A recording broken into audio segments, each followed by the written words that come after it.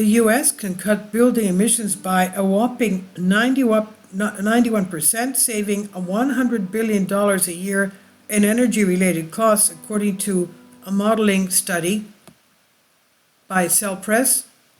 The U.S. has committed to reaching net zero emissions by 2050. To accomplish this goal, large cuts in emissions are necessary, especially in high-emission sectors like the building industry. In an article published on August 18 in the journal One Earth, a team of researchers used a computational model to analyze several scenarios of future building energy use in the U.S. They find that by tackling emissions on multiple fronts and placing focus on demand-side measures that affect how power is drawn from the grid, such as technologies like electric heat pumps and smart thermostats, the U.S. can achieve its climate goals, decrease building emissions by 91% from their 2005 peak, and save over $100 billion a year on energy costs.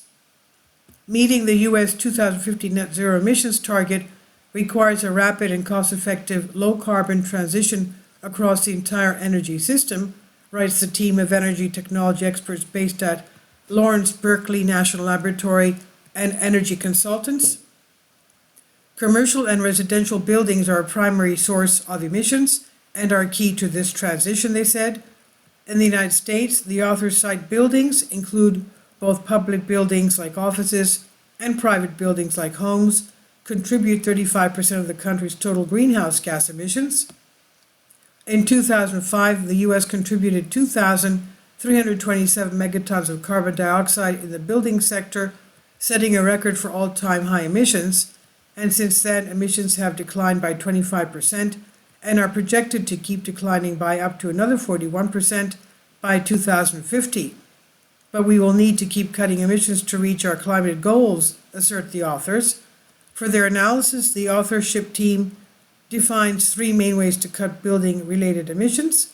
They argue that we should focus on making buildings use energy more efficiently, making the power grid more reliable to increase the flexibility of how energy is managed by the grid, and utilizing low-carbon energy sources. There are no silver bullet solutions for building decarbonization, write the authors. Achieving deeper levels of emissions reductions will require a comprehensive mix of solutions, addressing both the generation and the end uses of energy, a true all-of-the-above menu of solutions to decarbonize the built environment. The team modeled how moderate and aggressive scenarios of this all-of-the-above menu to determine the degree to which we can cut emissions. They found that it's possible to reduce building emissions by 91% compared to 2005 levels by the year 2050, and that demand-side measures that increase the flexibility of the power grid, like heat pumps and smart thermostats, could contribute to up to 45% of these emissions cuts. Flexibility will play an increasing important role, as variable renewable energy accounts for a larger share of power generation, and distribution networks are challenged by growing demand for clean electricity. However, achieving this level of emissions cuts would require an aggressive level of intervention from the researchers' model, and the authors emphasize that an unprecedented scale and speed of building technology development and deployment would be necessary, as well as large-scale commitment to changing how we consume energy. Realizing this level of change in the building sector will require a rapid and sustained increase in investment alongside policy and regulatory support, with the authors, write the authors.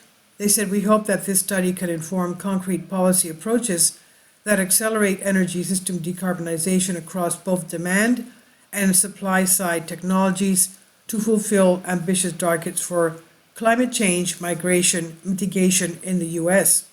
And this is provided by Cell Press, and it's on Tech Explorer. I'll leave links below for you. This is great news, of course.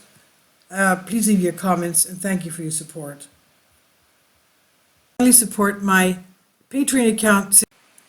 The daily posts are 5 videos daily, and they are totally different from what I have on my YouTube channel. Thank you so much for your support, and that you find all my content so interesting. You'll find the Patreon account details in the description box below.